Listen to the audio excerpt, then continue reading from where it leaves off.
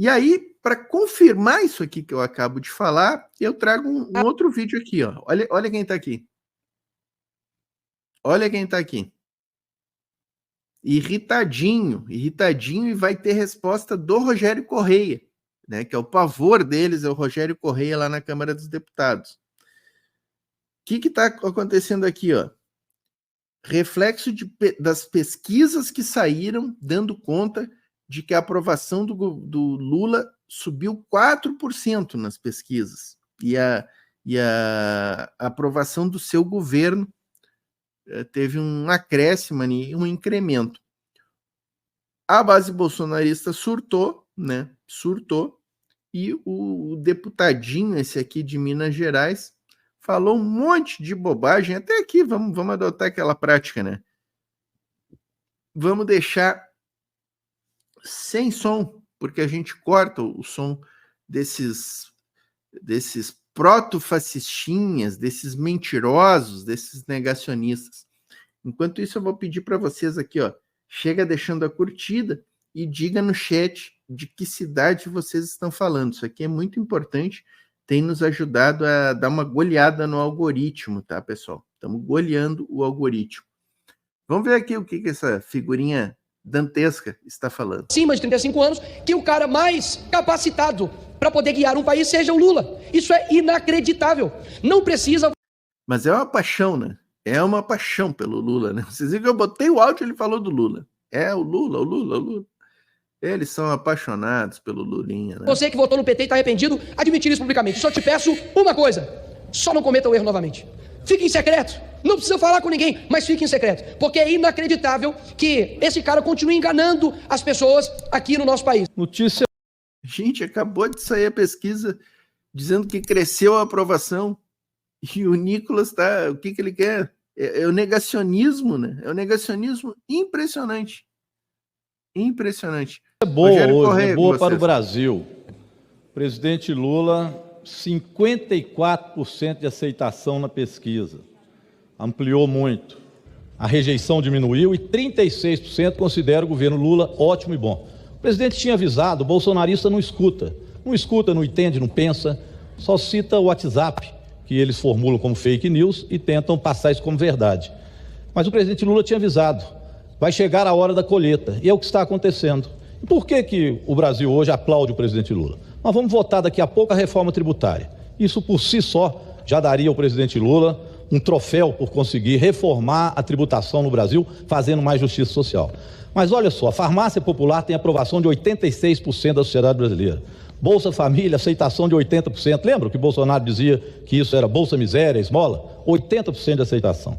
O Desenrola, 73% de aceitação. O Pé de Meia, que é a poupança mais Bolsa Escola, 60% de aceitação. O aumento do salário mínimo anualmente, 90% de aceitação. E o presidente Lula reclama dos juros altos e 87% lhe dá razão. Então veja bem, os dados são evidentemente muito positivos. E aí vem um bolsonarista e diz, tá cara a gasolina, R$6. Tá bom, nós vamos diminuir mais. Mas no Bolsonaro ela chegou a R$10. O bolsonarista também não tem memória. Reclamam do preço do gás, tá caro, tá R$80 a média, tem lugar que chega a R$100. Com o Bolsonaro era 150, chegou a R$170. Então o Brasil melhorou muito. Mas além das melhoras do presidente Lula, as trapalhadas bolsonaristas ficam claras. E na comissão parlamentar mista de inquérito que eu fiz parte, sobre o golpe, isso ficou mais claro ainda, foi o maior tiro no pé que o bolsonarista já deu. Por isso eles não ficam mais ali no outro microfone gritando, selva, selva, pararam de falar selva, porque a selva agora é para eles, é um grande problema. Bolsonaro falsificou o cartão de vacina, já foi indiciado e esse processo irá voltar. E ele falsificou o cartão de vacina, presidente João Daniel, ele falsificou o cartão de vacina e levou joias no avião presidencial, joias roubadas da coroa para serem vendidas. Pego com a boca na botija, Bolsonaro é hoje tido como Bolsonaro ladrão, que foi lá vender joias depois de fugir, falsificando cartão de vacina, depois de matar 700 mil pessoas no Brasil, porque teve uma política durante a pandemia completamente equivocada, chamando aquilo de gripezinha. E de lá, tentou dar um golpe no Brasil. O golpe, só ele, daria 29 anos de cadeia. Mas é bom dizer que o roubo de joias são outros 32 anos de cadeia. Bolsonaro anda em apuros e os bolsonaristas agora caladinhos. É bom que fiquem calados, porque calados não atrapalham o Brasil. É impressionante, né? Toda essa ficha corrida do Bolsonaro e todos esses crimes recheados de prova, indiciamentos pela Polícia Federal, e o deputado Nicolas Ferreira sobe indignadinho para dizer que não sabe como é que o povo continua apoiando o Lula. Na semana que sai uma pesquisa com a aprovação do Lula crescendo 4%, chegando a 54%, e como o Rogério Correia leu ali, todas as políticas públicas do governo Lula com ampla aprovação na população, especialmente a população de baixa renda, né? E o crescimento do Lula se dá justamente ali nesta fatia de trabalhadores assalariados, né? Que é importante. O que nós vimos durante todo o processo dessa legislatura foi bolsonarista tentando fazer com que o Brasil não desse certo. O presidente Lula, o seu governo e nós trabalhando.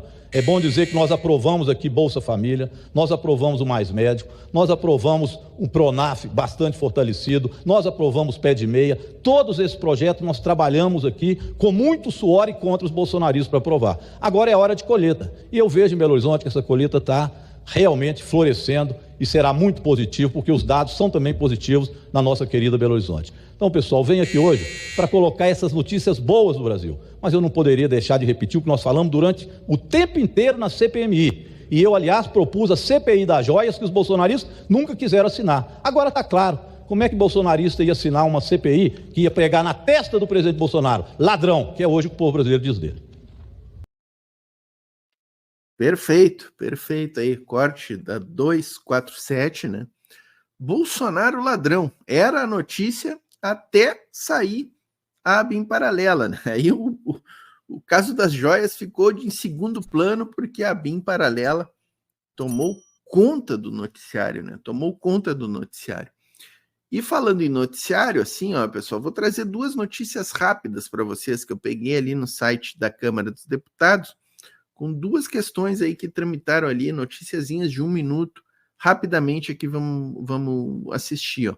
Comissão dos Direitos da Pessoa com Deficiência. Ó, de 2015, hotéis e pousadas são obrigados a garantir 10% de dormitórios acessíveis para pessoas com deficiência ou mobilidade reduzida. Para os estabelecimentos construídos antes de dezembro de 2004, o prazo para a adaptação é no final deste ano. Agora, a Comissão de Defesa dos Direitos das Pessoas com Deficiência da Câmara dos Deputados aprovou o projeto que amplia a 20% o percentual de dormitórios acessíveis, garantido pelo menos 1/4. O relator da matéria foi o deputado Duarte Júnior, do PSB do Maranhão. O projeto original ele trazia um desconto de 50% para que aquelas hospedarias, hotéis que não garantissem acessibilidade tivessem que garantir esse desconto às pessoas com deficiência. Eu entendo que as pessoas não buscam desconto, mas buscam uma hospedagem digna que garanta todo o conforto e o acesso necessário a elas. Por essa razão, nós aprovamos o projeto, mas fizemos um substitutivo, aumentando de 50% para a total gratuidade dessa hospedaria como fins de cláusula penal, ou seja, que essa hospedaria que não cumpre uma lei, que é a Lei Brasileira de Inclusão de 2015, ela possa ser sancionada e possa cumprir as regras legais para garantir uma hospedagem acessível a toda e qualquer pessoa, seja ela com deficiência, seja pessoa idosa que tem algum tipo de dificuldade de locomoção. Pessoal, eu trouxe aqui porque acho que tem muita gente que não sabe, né, que eu sou pessoa com deficiência, eu uso cadeira de rodas.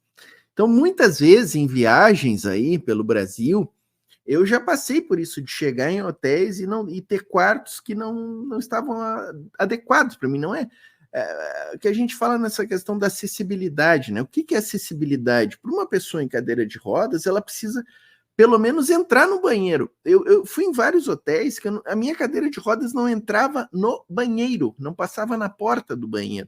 Muitas vezes não passava nem na porta do quarto para entrar. Então, é uma questão extremamente importante para nós que somos pessoas com deficiência, que precisamos de ambientes sem barreiras. E essa lei, é interessante dizer assim, ó, pessoal, a Lei Brasileira de Inclusão, 2015, sancionada pela presidenta Dilma, mais um legado da Dilma para a nossa sociedade brasileira, né, a Lei Brasileira de Inclusão, ela trouxe esse percentual que 10% dos quartos dos hotéis deveriam ser acessíveis para pessoas com deficiência. O que aconteceu aí? Uma choradeira dos hotéis, pessoal. Vocês acreditam nisso? Uma choradeira dos hotéis, porque teriam que adequar portas de banheiro, teriam que ter quartos acessíveis para pessoas com deficiência, pessoal. Olha só a mesquinharia da burguesia brasileira, né? Dos hoteleiros. E até hoje, pessoal, 10 anos ultrapassados, essa lei não foi cumprida ainda. Vocês viram ali que é um prazo na lei, até hoje não foi cumprida. Até hoje se viaja aí pelo Brasil e se encontra vários hotéis com estrelas, às vezes, não tem quartos adaptados. E vocês viram ali, né, que a compensação que os hotéis acabaram começando, deixando para lá, não fizeram acessibilidade, qual era a compensação da lei? Dá um desconto de 50% no quarto para a pessoa com deficiência, mas aí tu tem desconto de 50% e tu vai ficar num quarto que não tem que tu não consegue usar o banheiro. A coisa é surreal, né? É surreal. Então ali passou um projeto de lei na Comissão das Câmaras das Pessoas com Deficiência, prevendo, aumentando de 10% para 20%, vai dar uma choradeira isso aí com a burguesia hoteleira, e dizendo que se não tiver o quarto adaptado, o quarto tem que ficar de graça para a pessoa com deficiência. Agora talvez eles se mexam, né? Agora eles talvez se mexam para adequar os quartos, né? A outra matéria que eu quero compartilhar com vocês aqui, ó, pessoal, rápida, Silvio Almeida, nosso ministro dos Direitos Humanos, foi à Câmara dos Deputados, à Comissão dos Direitos Humanos, buscar apoio dos deputados para que haja mais verbas no Ministério dos Direitos Humanos para o Programa de Proteção de Defensores dos Direitos Humanos. Ele foi lá pedir para que os deputados da comissão destinem emendas para este projeto. Vamos ver aqui a matéria. Um encontro na Comissão de Direitos Humanos, Minorias e Igualdade Racial reuniu na Câmara dos Deputados integrantes do colegiado com o ministro Silvio Almeida dos Direitos Humanos e Cidadania.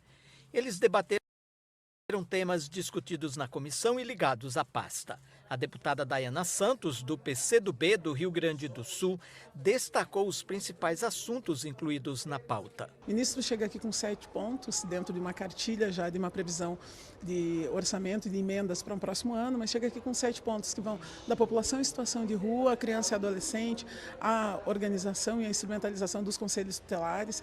Mas esses 7 pontos, eles tratam da parte fundamental, que é a defesa da garantia dos direitos, para que as pessoas também acabem sendo priorizadas. E também acho que uma das coisas fundamentais desse nosso encontro é quando ele traz aqui essa possibilidade dos centros de direitos humanos. Dayana Santos preside a Comissão de Direitos Humanos e ressaltou o diálogo permanente entre os parlamentares e o Poder Executivo. O Ministério dos Direitos Humanos, em conjunto com a Comissão dos Direitos Humanos, tem aí um desafio gigante pelos próximos 6 meses para que a gente possa cada vez mais unificar e priorizar aquilo que vai ter um impacto na vida da população brasileira. O deputado pastor Henrique Vieira, do PSOL do Rio de Janeiro, também esteve com o ministro Silvio Almeida.